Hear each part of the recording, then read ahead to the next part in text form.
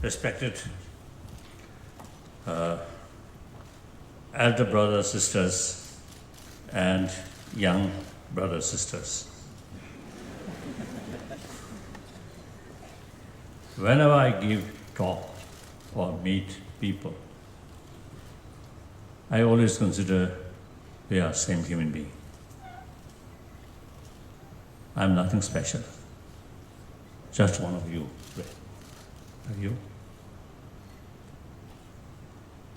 Mentally, emotionally, physically, we are same. In fact, 7 billion human beings on this earth, we are same. I am one of them. If I keep in my mind, I am Buddhist, I am Tibetan, I am Dalai Lama. That sort of feeling itself creates some distance. No use. Please, you treat me as another your fellow human brother. I also consider you as a simply same human brother, sisters, like that.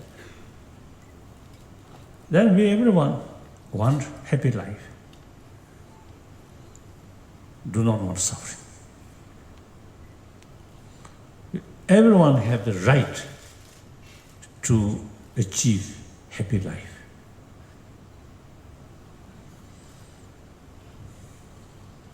So we, since you see, we are social animal, each individual's future depends on the rest of the community and furthermore, rest of the humanity. Humanity happy. Individual, oneself, then get happiness or maximum, so also the happy life. If humanity really face difficulties, conflict, distrust, suspicion, exploiting, bully, one individual cannot escape from these difficulties, like that. So, and particularly when I meet young people here, I think majority of you are student, young. I would like to ask those people whose age below, say, below 15, raise hand. Below 15, no. Or below 20,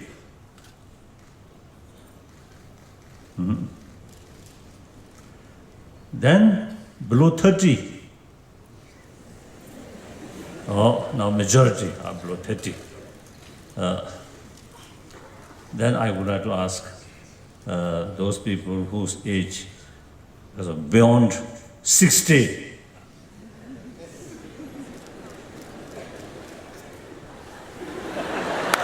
Beyond, then I mean, now here, lastly, beyond 70, first I myself.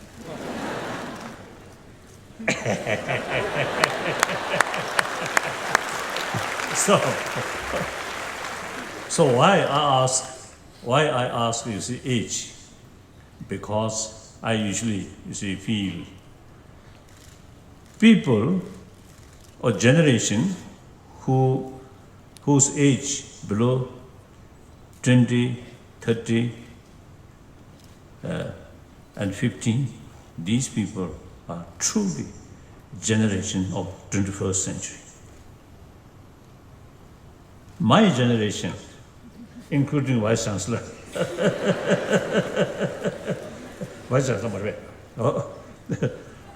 our generation belongs to 20th century. Now that century gone now.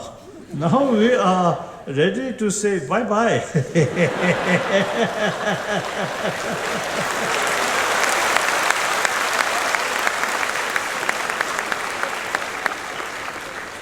So now, seriously, now this 21st century, only 11, 12 years passed, gone.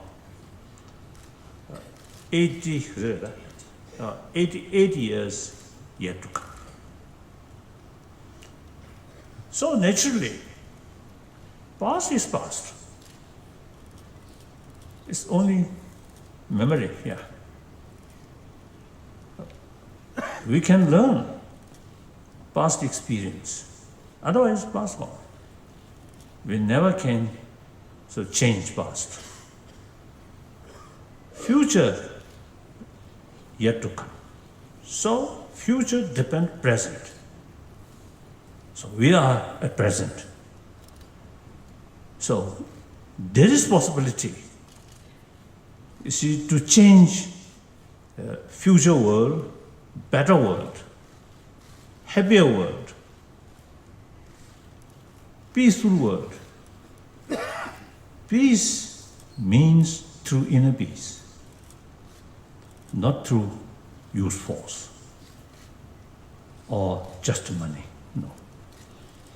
Peace must come through inner peace. So sometimes we feel, world peace, it's a big issue. One individual cannot do much. Sometimes feel helpless. But think more.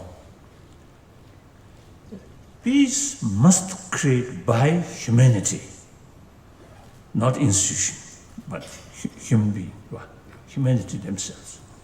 Humanity means combination of individual. So initiative of inner peace must start from individual. One individual try to create inner peace, then share with 10 more people. Each person, out of 10, each person share each one 10. That means 100. Through that way, 1,000, 100,000, million, 100 millions, 100,000, right? 1,000 millions like that, billions, then 7 billion like that. So therefore, please should not think.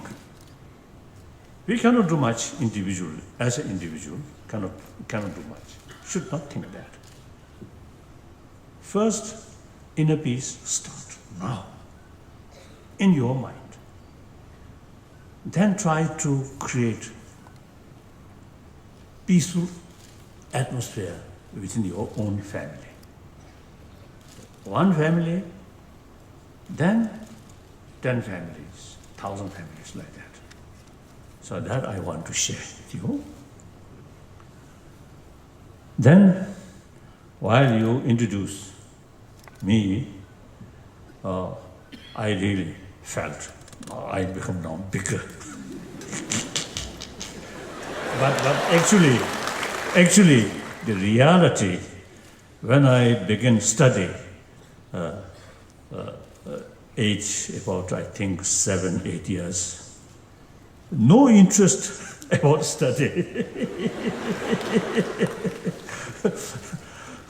With study carry, but with great reluctance. And because of my tutor's face, no, I have to sort of study. Otherwise, you see, no interest. This is one thing. This correction is my own story. Right? Then, it's right. David Bohm, von Weizsäcker, and some other great scientists. These people become my friend, and not only friend, but von Weizsäcker and David Bohm, I consider my own teacher of physics, generally, particularly quantum physics. Now here also now, I want to make clear the reality. While I listened their explanation about quantum physics, it seems I understand something. After that lesson finished, nothing left here. So wonderful teacher, but hopeless student.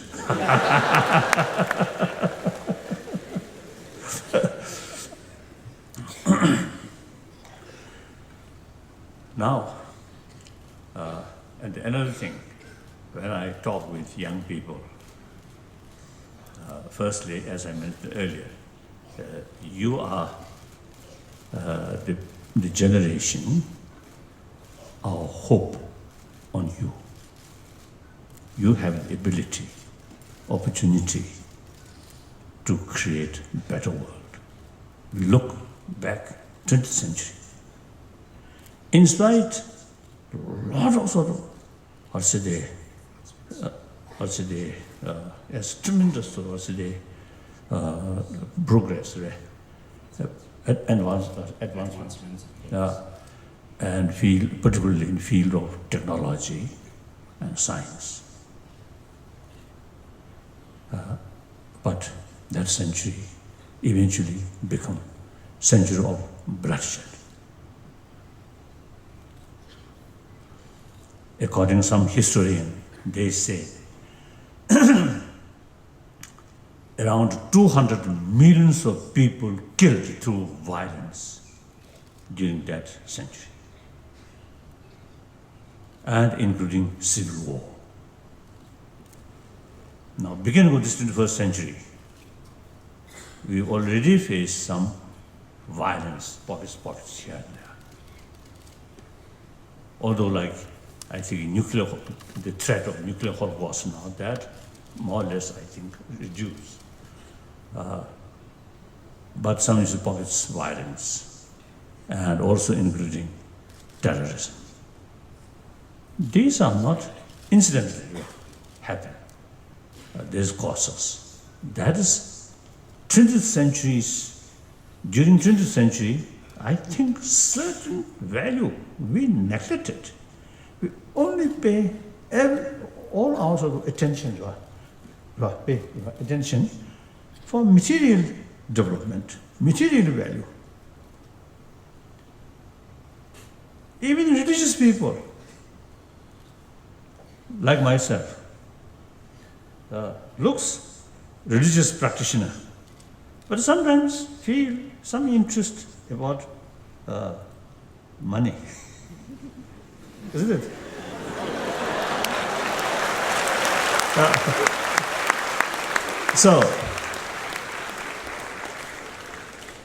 So whole our sort of culture, something like materialistic culture, because of our existing education system, really materialistic oriented. So therefore, I think with too much emphasis on matters, neglect or indifference about moral principle. So the symptom, today we are facing some problems. These are symptoms of past negligence or past mistake. So now at the beginning of 21st century, I think you should think more, should not take for granted existing sort of because of education or existing sort of way of thinking or way of life. You must think more deeper level. Clear? Whether you call religion or spirituality, doesn't matter. You see, think more deeper way, more holistic way. That's, I think, very, very important. And through that way, the younger generation who belongs to the first century, you should have vision. During your lifetime, world should be more happier one, more equality, right? More equal. This moment, rich and poor, not only global level also there are huge gap, rich and poor, and at national level also huge gap, rich and poor. And on top of that, corruption. Sometimes I call the new sort of cancer everywhere, including this country, India. It's quite sad. India, generally speaking, Indian people, generally more religious people, religious-minded. But corruption is quite serious. So sometimes I jokingly telling people, when I sort of give talk, from my Indian friend, every family, some god, statue of some gods, and then every morning, you see, they put some flowers and incense and recite some Sanskrit sort of shloka. So it looks, they pray to God, my corrupt life should be successful. Impossible, isn't it? So I think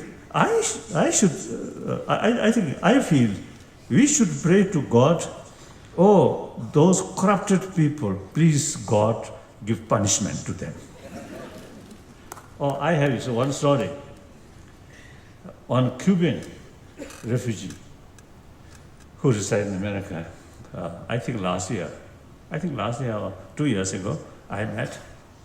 They told me they escaped from Cuba, sort of under Castro sort of regime. So they are very much sort of complaining to the Castro. But then he told me, he's religious-minded, he told me, so I'll say, every occasion when he prayed to God, he also prayed, please, Castro, bring to heaven sooner the better. So that's, I think, in a way, you see, pray to end, you see, that regime, but not negative feeling. Please bring to heaven sooner the better. I think that is compassionate sort of attitude. Disagree, they are wrongdoing, but without losing compassion. So pray to God, please give them compassion or brought to heaven. So nice, isn't it? So in any way, corruption, these things, clear sign we are lacking moral, spiritual principle. Without that, you cannot practice self-discipline. Without that, when you have power, when you have certain sort of opportunity, then exploit. So, within this century, you should think, you should try create better world, less, what's the gap rich and poor, and less these crimes, and then less corrupted things like that. So that I want to tell you. Then the topic, science and religion.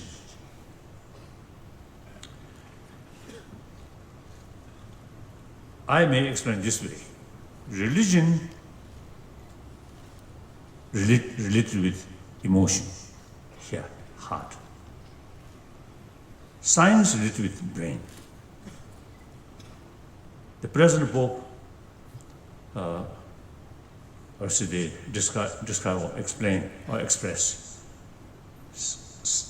religion, religious faith, and reason must go together. So that's the meaning.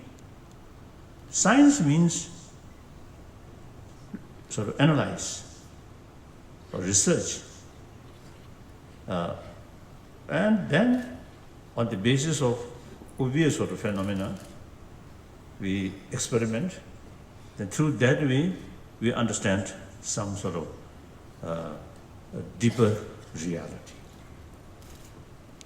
Not through faith, but through investigation. That's sort of science, try to find reality. Not contented on the basis of appearances, but rather investigate about the reality. Then, since the researcher, scientists themselves, their knowledge, their mind, still limited. So, nobody can claim, right, entire phenomena knows by scientists. No. The field of scientific research up to now mainly physical field, matters field, where you can calculate, you can measurement. Inner experience, including spirituality, you cannot measure usually. So anything related with mind. In the past, as a scientist, not my sort of attempt. No. That much does depend on subjects' experiences. But later part of 20th century, as far as I notice, later part of 20th century, the scientific sort of research really developed quite deep. So as a result, now for example, the brain specialists, they found emotions and brain very close link. Sometimes certain way of sort of mental experience change brain cells, neurons.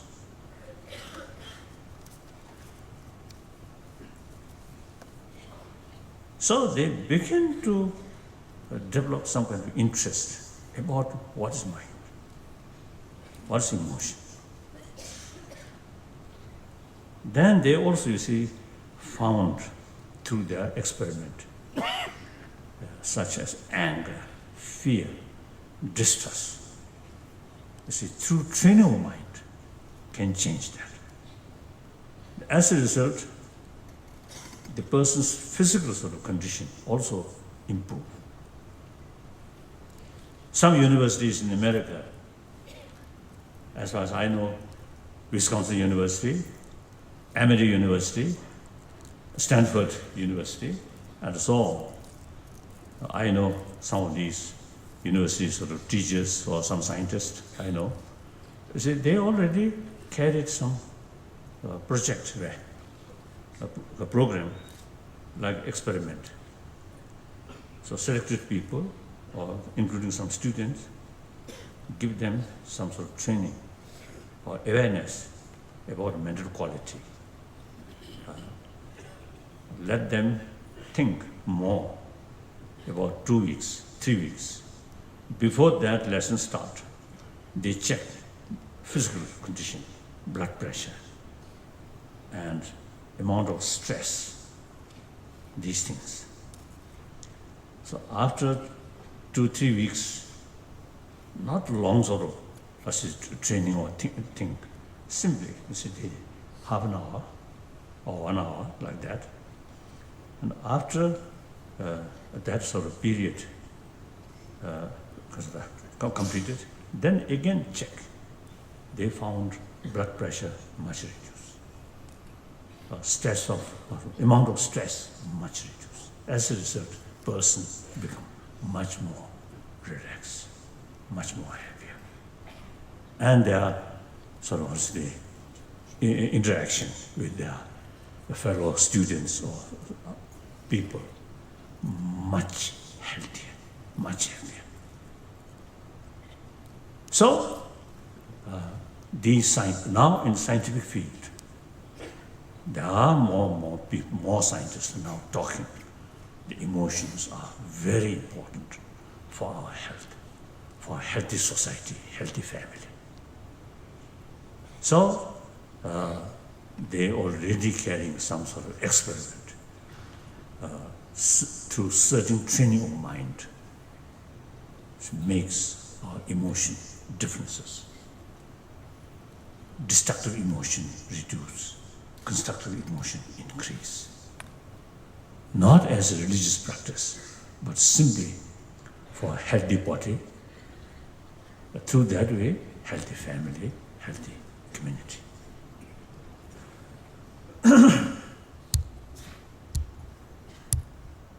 So the scientific field also now gradually some interest about mind.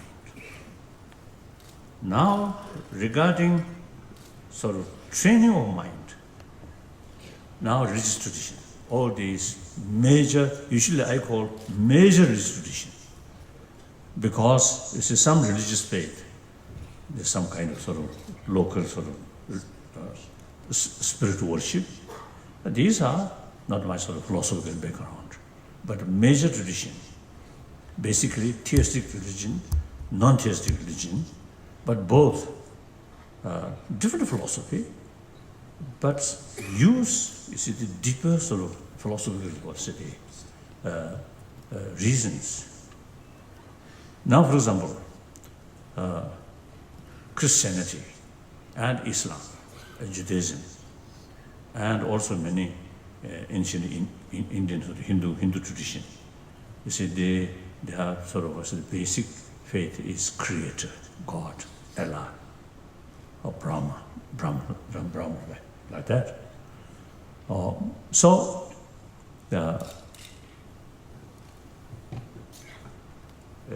as a result of now, a lot of sort of talk, and also through personal contact, like late Thomas Merton, a wonderful Christian, Catholic, because of the Trappist,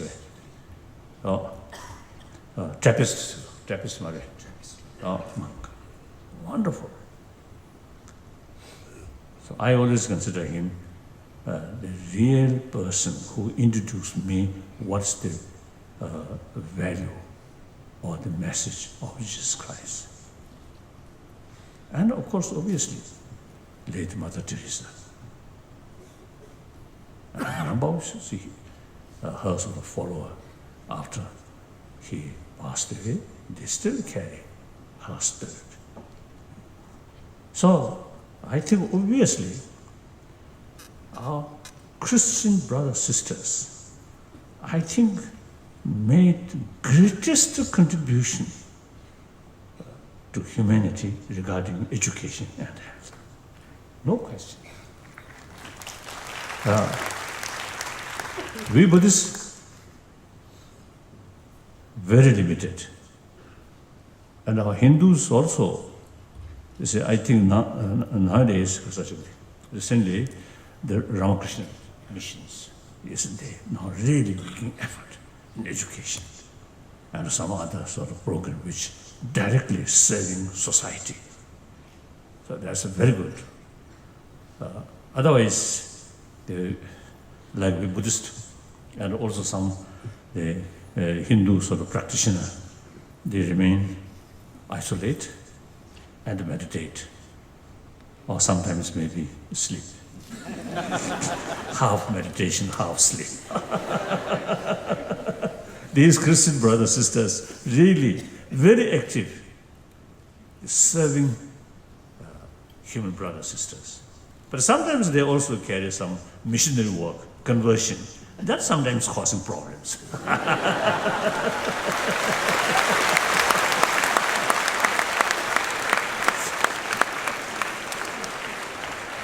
One time,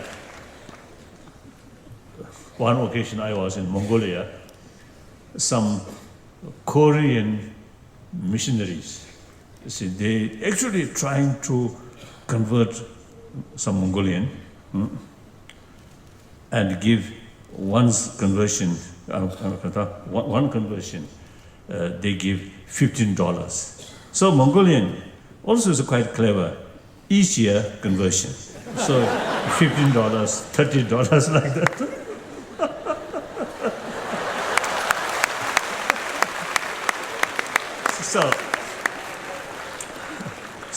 So since I have very good sort of relations with Christian sort of community, so these Korean Christian missionary worker, they also came to see me. And then I told them, this is Buddhist country. Your sort of service about health, about education, very good, welcome. But effort, conversion, not good.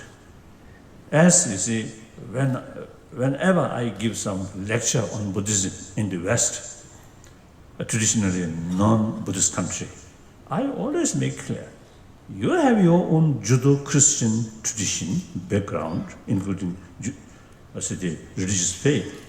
You must keep your own traditional religious faith. It's much safer, much better. Change religion is not easy.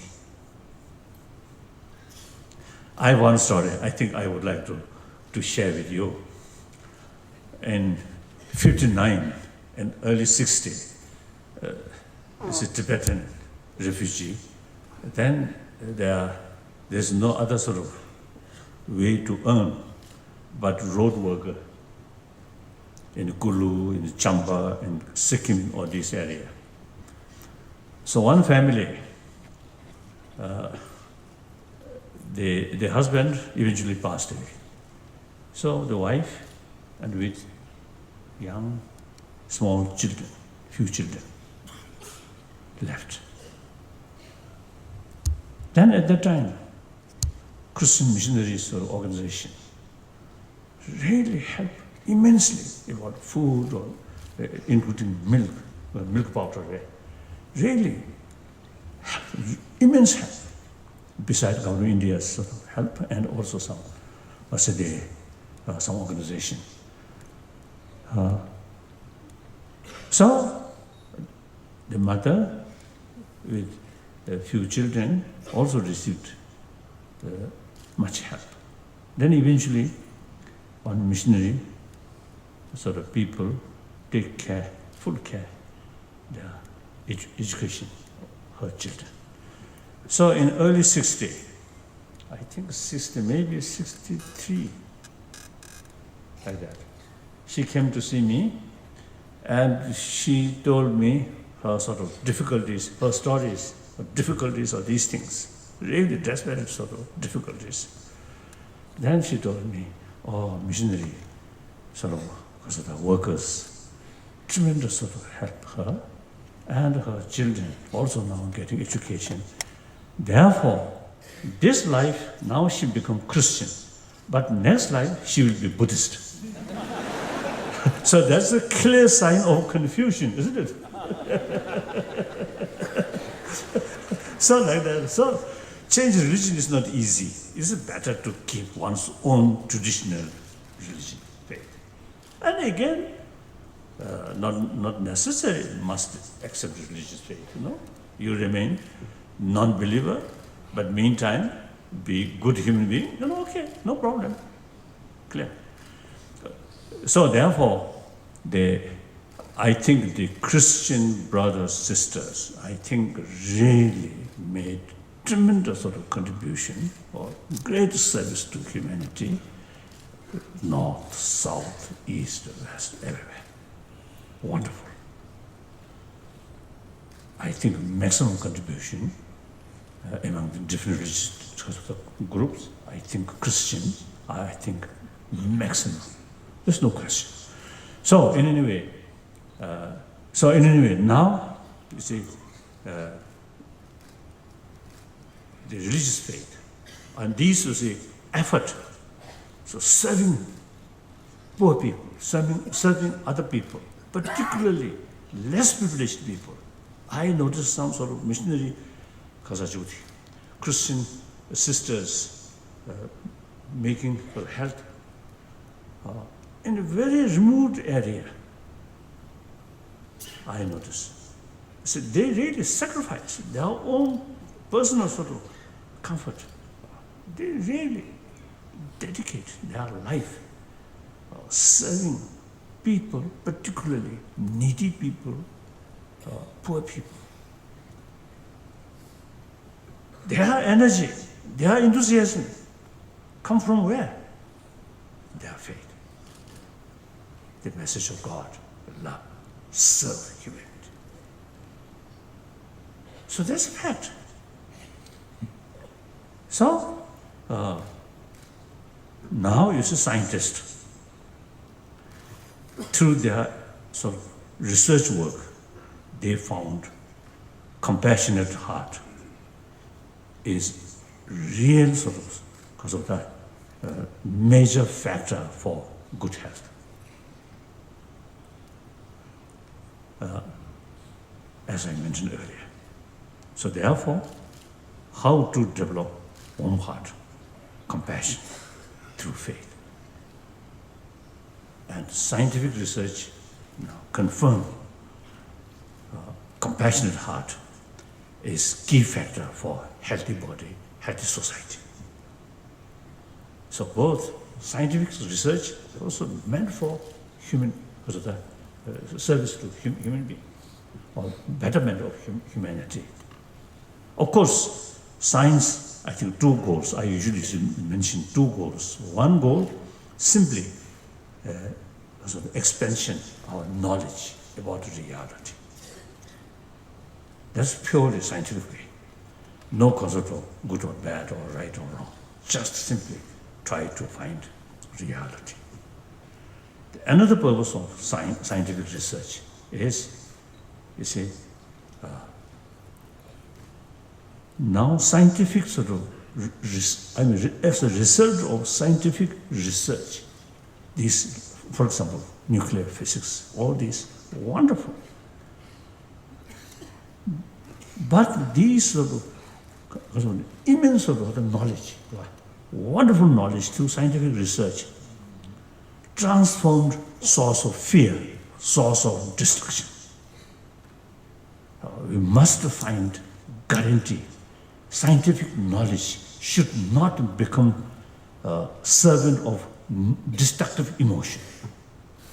Like September 11th, September 11th sort of event. The modern technology, brilliant education, brilliant brain, dominated or guided by hatred. So unbelievable sort of destructions has happened. So, from religious faith side, difficult to give guarantee. But scientific own research, through findings, ultimate source of happiness is within ourselves.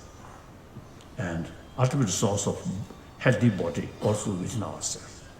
Now this is the scientific sort of finding. They're explaining. So I think here, the religious sort of faith and scientific research serving humanity, helping humanity, build healthy world, healthy person, healthy people, and a healthy humanity. This is my own sort of main reason to deal with scientists.